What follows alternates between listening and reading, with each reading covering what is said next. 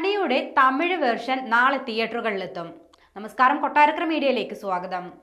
നടൻ ജോജു ജോർജ് ആദ്യമായി സംവിധാനം ചെയ്ത ചിത്രമാണ് പണി. ഒരു ആക്ഷൻ റിവെഞ്ച് ത്രില്ലറായി ഒരുങ്ങിയ ചിത്രത്തിന് മികച്ച പ്രതികരണമായിരുന്നു പ്രേക്ഷകരിൽ നിന്നും ലഭിച്ചത്. ചിത്രത്തിന്റെ തമിഴ് ഡബ് വേർഷൻ നാളെ തമിഴ്നാട്ടിൽ റിലീസിനെത്തും. ഇപ്പോഴിതാ നടൻ ജോജുവിനെ അഭിനന്ദിച്ചുകൊണ്ട് കമൽഹാസനും രംഗത്തെത്തിയിരിക്കുകയാണ്. കമൽഹാസനൊപ്പമുള്ള ജോജുവിന്റെ ചിത്രങ്ങൾ ഇപ്പോൾ സോഷ്യൽ മീഡിയയിൽ വൈറലാണ്. മികച്ച പ്രതികരണമാണ് ഇന്നലെ തമിഴ്നാട്ടിൽ നടത്തിയ സ്പെഷ്യൽ സ്ക്രീനിങ്ങിൽ നിന്ന് സിനിമയ്ക്ക് ലഭിക്കുന്നത്.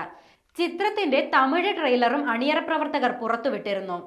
ജോജുവിന്റെ തന്നെ പ്രൊഡക്ഷൻ കമ്പനിയായ അപ്പു പാത്തു പപ്പു പ്രൊഡക്ഷൻസിന്റെയും AD സ്റ്റുഡിയോസിന്റെയും ശ്രീഗോകുലം മൂവീസിന്റെയും ബാനറിൽ M റിയാസ് ആദം, സിജോ വടക്കൻ എന്നിവർ ചേർന്നാണ് ചിത്രം നിർമ്മിച്ചത്.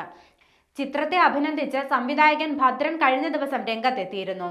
മലയാളത്തിന്റെ അനശ്വര നടനായ സത്യന് ശേഷം ഭാവങ്ങൾക്കായി കണ്ണുകൾ സൂക്ഷ്മതയോടെ ഉപയോഗിക്കുന്ന നടനാണ് ജോജു എന്നാണ് ഭദ്രൻ പറഞ്ഞത്.